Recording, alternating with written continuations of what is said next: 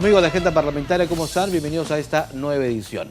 En esta oportunidad se encuentra con nosotros en nuestra mesa de trabajo el congresista Manuel Dagmer Eguaguirre, representante por Lima. Él integra la bancada de Acción Popular Frente Amplio y, como saben ustedes, acaba de juramentar recientemente al cargo. Congresista, ¿cómo está? Bienvenido. Muchas gracias.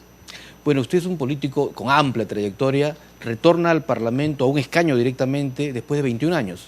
Sí, yo fui elegido en el 80, otra vez fui elegido en el 85, también en el 90, hasta el 5 de abril, donde alguien dijo disolver la democracia, el Parlamento, los derechos de la sociedad. Pero lo que no se ha disuelto son las ideas y el trabajo político. No, la sociedad más bien se recompuso y derribó al dictador y recuperó la democracia. Empecemos hablando un poco sobre su trabajo, porque, digamos, usted ha sido permanentemente un luchador político en temas, por ejemplo, por la defensa del gas. Y creo que una de las iniciativas suyas está referida a este ámbito, justamente, a masificar el gas natural, empezando por Lima. Sí, yo justamente, mi juramentación, que fue el jueves pasado, y que yo soy el accesitario Javier Díaz Canseco, y juramenté en homenaje a él, por su dignidad y por la dignidad del pueblo peruano, y también propuse varias iniciativas, que son 8 iniciativas que ya están en camino. Una de ellas es la de un compromiso con el pueblo de que el gas natural llegue a los domicilios a un costo que está entre 12 y 14 soles, en términos efectivos, lo que es el poder calorífico, o sea, la capacidad de dar calor del gas natural domiciliario. Si lo comparamos con un balón de GLP, el balón de GLP está a 36 soles y un tercio de lo que cuesta el gas natural domiciliario. Y eso en Lima debería ser 1 millón de usuarios, pero solamente hay 90.000, 100.000 usuarios y la mayoría estamos con 1.200.000, más bien compradores de GLP, estamos subsidiando un monopolio y estamos dedicando el gas a la exportación y no a que llegue a la casa de la gente. Entonces es un compromiso que ya hay estudios, hay propuestas. Yo lo que he hecho es lo he puesto en blanco y negro para que el Congreso tome la decisión de declarar el desabastecimiento del gas, de separar la parte de exportación que se requiere para Lima, para el sur, y al mismo tiempo de generar un programa de promoción que permita que ese paso de 90.000 a 1 millón de usuarios del gas pueda tener un crédito que se subsidie a sí mismo. Ahora, este paso está siendo muy lento porque, por ejemplo, las nuevas construcciones en este boom inmobiliario estamos viendo tendidos de varios ductos de gas que van hacia los nuevos edificios de Lima, ¿no? Digamos, esto es un proceso muy lento, podría ser inclusive mucho más rápido. Debería ser mucho más rápido, la gente ya le perdió el miedo al gas natural. ¿Y a un menor costo también? De hecho, lo que ocurre es que, ¿cuál es el problema? Lima ya tiene conexiones a las industrias. O sea, el gas llegó el 2004. A la Avenida Argentina, por ejemplo, gran parte de la industria ahí tiene gas. En todo Lima. O sea, el 2004 llegó la tubería de gas. Para los domicilios, hasta ahora hay solamente 90.000, 100.000 domicilios. Debería haber ya por lo menos 1 millón. ¿Qué se requiere? Primero, tener gas. O sea, hay que declarar que hay desabastecimiento y tener gas. Segundo, este programa de promoción, que significa que a la gente se le da un crédito. Porque la inversión para conectar con el domicilio, la gente no tiene la plata. Entonces se le da un crédito y, como el caso del Cofigas para el automóvil, lo paga en 7, 8 años. Que lo va pagando junto con su propio recibo junto mensual. con su recibo. Y lo que ocurre es de que existe lo que se llama el subsidio cruzado, o sea, los que consumen más gas para la parte industrial van a subsidiar al domiciliario.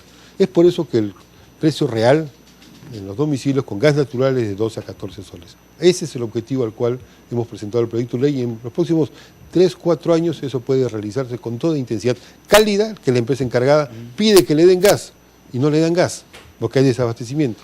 Y los usuarios ya reclaman ahora conexiones domiciliarias en todo Lima. Congresista Dagmer, pero yo recuerdo al presidente Humala el año pasado hablando de la recuperación del lote 88 para que justamente lograr que se masifique el gas en Lima y que llegue a precios más baratos. Sí, incluso se paró encima de un tubo de gas y dijo: aquí está el gasoducto y aquí está la petroquímica para el sur. ¿Qué ha pasado de esa fecha ahora? No hay gas para el sur y no hay gas para Lima, porque lo que hizo el presidente Humala fue dar un decreto que declaraba eso, pero dejaba que la decisión la tomen las empresas que están a cargo. Entonces las empresas hasta ahora dan vueltas al mundo y pueden seguir dando vueltas al mundo y no decidir. ¿Qué se requiere? Lo que tiene como legislación el Estado peruano: cuando hay una situación de desabastecimiento, se prioriza el mercado nacional. En este caso hay que declararlo por ley, y las empresas que están exportando tienen que reducir el porcentaje que se dedica al mercado nacional. ¿Cuánto de gas estamos vendiendo afuera? El 50% del gas que estamos extrayendo. ¿México se está llevando gran parte del gas? Lo que pasa es que nadie sabe dónde se está llevando el gas. Porque se hablaba de Chile también. El gas que iba para México, que es un contrato, ahora México eso ha quebrado, por eso Repsol ha vendido esa parte a Shell. ¿Por qué? Porque se han descubierto un gas especial en Estados Unidos, entonces ya el proyecto del gas de exportación a Estados Unidos suponía un valor de $10 el millón de BTU, ahora se ha bajado a 2. Entonces en este momento el gas del Perú se está yendo a Chile, se está yendo a Tailandia a venderse a $12, $15 el millón de BTU. Tienen grandes utilidades esas empresas y en el Perú nos falta gas para las casas. Inclusive un parlamentario habló también de que el gas que se llevaba a México luego se traspasaba a otros países, ¿verdad? Bueno, Perú Petro comprobó de que por lo menos en 10 embarques, había llegado a México, no estaba determinado el puerto y se fueron para otro sitio. Ajá. Y en vez de venderlo a 4, lo vendieron a 14. Lo revendieron. Y no declararon el Estado peruano. Ajá. O sea, hay una evasión fiscal que Perú Petro ya la declaró de $125 millones. ¿Y eso cómo va a quedar? Porque, digamos, Perú debería recibir ese porcentaje que le adeudan. Ese es parte del problema con Repsol. También he presentado una iniciativa que es una interpelación al ministro de Economía y Finanzas y al ministro de Energía y Minas, porque Repsol se está yendo al Perú, está vendiendo. Ajá. Tiene que pagar su deuda con Perú Petro, pero además, en el caso de la refinería de La Pampilla, que la construyó el Estado, la construyó Petroperú, se ha privatizado y se puso una cláusula dorada. ¿Cuál es la cláusula dorada? Que la junta de accionistas que está integrada por el ministro de Economía y Finanzas y el ministro de Energía y Minas tiene que opinar a favor antes que Repsol venda su porcentaje de acciones, su 51% de acciones, o antes que cambie la razón social de la empresa, o antes que cambie su giro. La Repsol lo que hizo fue convertir a La Pampilla, sobre todo en un sistema de distribución y no en un proyecto de refinación. Y lo que se ha dedicado es a importar el gas que se ha mejorado en la parte de reducción de azufre de Chile y se trae acá. Entonces, ese no es el esquema planteado por el Perú. Eran 2 refinerías, Talara y La Pampilla, para abastecer el mercado nacional. No ha cumplido su palabra, no ha cumplido el contrato Repsol. Pero además compra a un precio el petróleo y lo vende a otro acá adentro. O sea, hay una transferencia de precios. Además, tiene contrato de gerencia por más de $200 millones en España y aquí paga impuestos por 40 millones. ¿Es cierto que los combustibles y el gas cuesta más barato en Chile que en el Perú, siendo Perú productor de gas? El gas, nosotros tenemos el gas más caro de América Latina y el combustible de petróleo más caro de América Latina. Ambos. Pero si producimos gas, Perú y Bolivia son los principales productores en Sudamérica. Así es, esa es la circunstancia. Ahora, usted vuelve a hablar de Repsol. Repsol estuvo en el ojo de la tormenta hasta hace solo unas semanas, ¿verdad? Hasta que finalmente el gobierno dijo, no va más, no hay ninguna, hemos evaluado y no se va a comprar las acciones de Repsol. ¿El tema queda cerrado ahí? No, al revés. No queda cerrado porque según el contrato, expresamente, mientras no haya la información de la Junta de Accionistas y el informe que avale que funcionó bien la empresa, no puede vender Repsol. Y eso es lo que estamos pidiendo en la interpelación, porque ya quedó claro de que no existe. Quedó claro incluso por voces de los propios ministros. Lo que quiere Repsol es sacarse el tema como dé lugar. No, lo que quiere un sector del gobierno, los que han estado en esto, es no asumir la responsabilidad. Decir, señores de Repsol, ustedes dicen que cuesta 400 millones sus acciones. De verdad cuestan 100 millones, porque ustedes han hecho transferencia de precios, ustedes no han pagado todos los impuestos, ustedes han cambiado varias cosas de la empresa. Y eso no significa que el valor es menos. ¿Autoridades del actual gobierno o de gobiernos anteriores? Del gobierno actual. Es el ministro de Economía y el ministro de Energía y Minas del gobierno actual. Cuando Repsol anuncia que va a vender, han debido inmediatamente ejecutar la acción de control que tiene esta acción especial, esta cláusula especial que tiene el Estado peruano en el contrato. Inmediatamente, ¿qué hubiéramos podido hacer? Mira, existen lotes que están regresando al Estado peruano, a Petroperú, del norte. También he presentado un proyecto al respecto. Esos lotes significan, en la práctica tienen un valor con reservas probadas de $3.000 millones aproximadamente. Esos $3.000 millones es lo que cuestan. Si es que regresan a Petroperú, la renta que es la diferencia entre la renta petrolera, entre lo que cuesta sacar un barril que es $10 y venderlo que es 100, esa diferencia se quedaría en manos de Petroperú, o sea, del país. Tendríamos combustibles más adecuados. Pero además podríamos abastecer adecuadamente a La Pampilla y también a Talara. Pero además podríamos hacer toda la integración vertical, producción, refinación y distribución, bajando los precios finales, haciendo que haya competencia. No por poniéndolo a dedo, a Lucas, sino que haya competencia. Entonces ahí es indispensable de que el Estado tome en serio esto y que integre los lotes, que compre, a mi entender, la refinería La Pampilla, que no es estatizarla, es comprar 51%. Ahí hay también dinero de los AFP, 30%. Y la propuesta que se hacía por parte de Campodónico en Petroperú es que lo compre el Estado asociado con los privados, y que inclusive los privados sean mayoría. Para que garanticen cualquier, digamos... Para que haya un equilibrio de fuerza y que la empresa que tiene experiencia en manejar refinerías, que es Petroperú, asuma la parte operativa.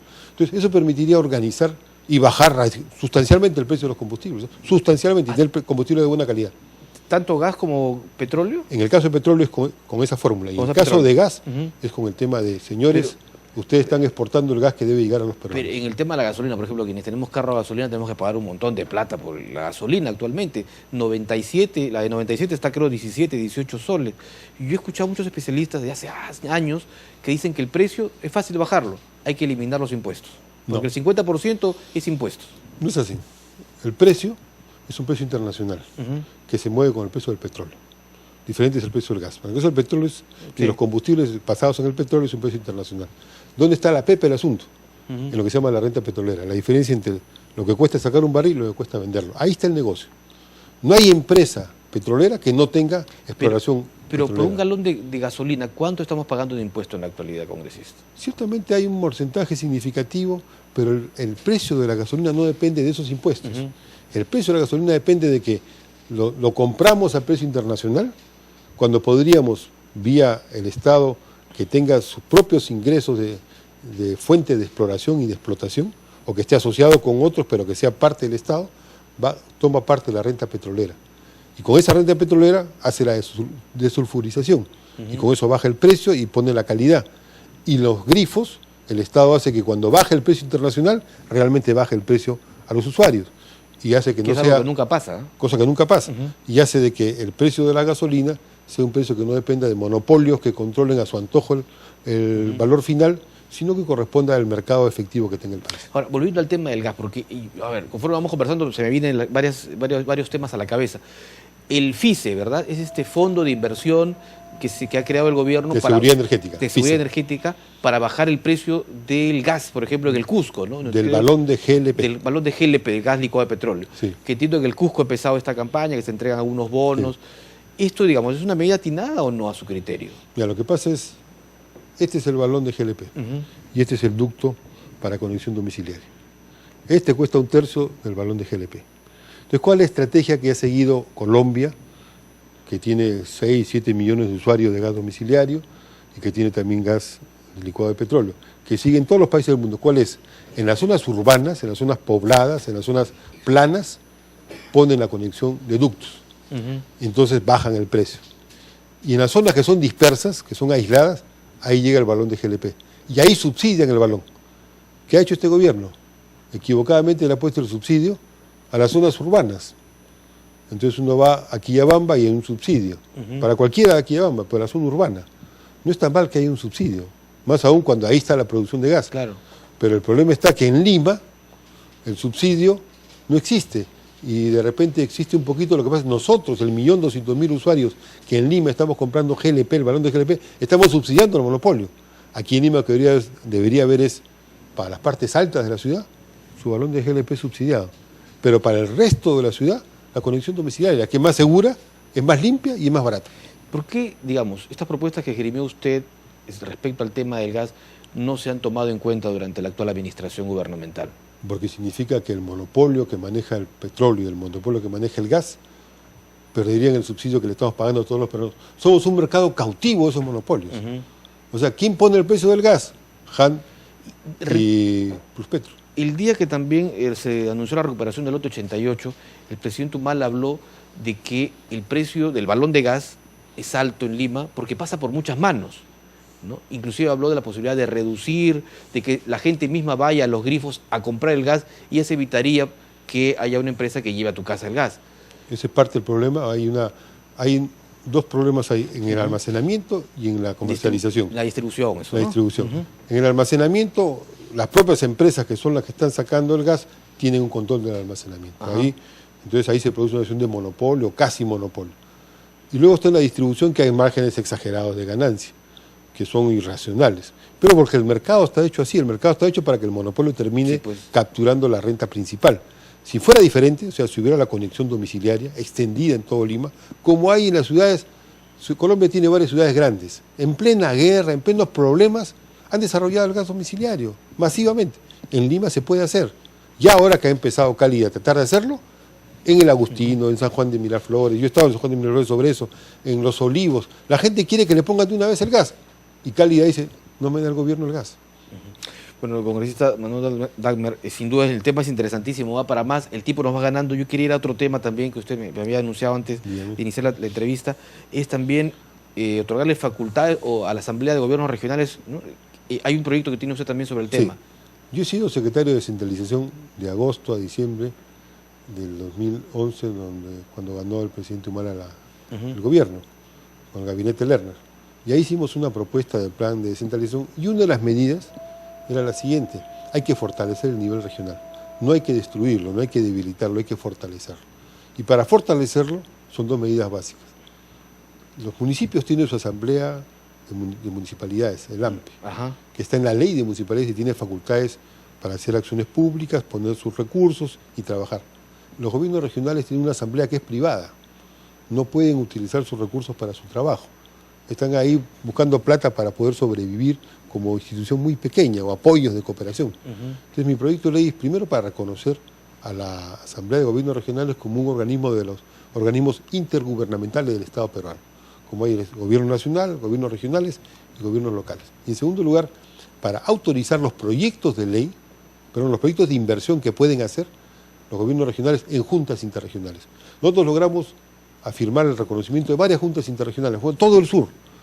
Todas las juntas interregionales del sur pueden poner recursos para el gasoducto y para un conjunto de proyectos estratégicos. El norte, pueden poner todo el norte, también la junta interregional, inversiones para poder mejorar, por ejemplo, el valor agregado en la producción agroindustrial o en la pesca. En la Amazonía tienen varias cosas para el tema forestal, para el manejo de las hidrovías. Entonces, las juntas interregionales, lo que yo planteo es que se les autorice a utilizar sus recursos de inversión en forma conjunta. Actualmente no lo pueden hacer, están limitadas, entonces terminan haciendo propuestas que dependen de la buena voluntad del gobierno central, que al final no ve el tema, lo escapa, lo deja de lado, se olvida del tema. Correcto. Le agradezco mucho por estar aquí con nosotros en Agenda Parlamentaria y espero que sea el primero de varios encuentros. Con todo gusto, porque es un programa que educa, lo ve la gente y ayuda a que la conciencia cívica y ciudadana del Perú se eleve. Muy amable. El congresista Manuel Dagmer Eguaguirre, flamante legislador e integrante de la bancada de Acción Popular Frente Amplio, estuvo aquí en Agenda Parlamentaria por el canal del Congreso.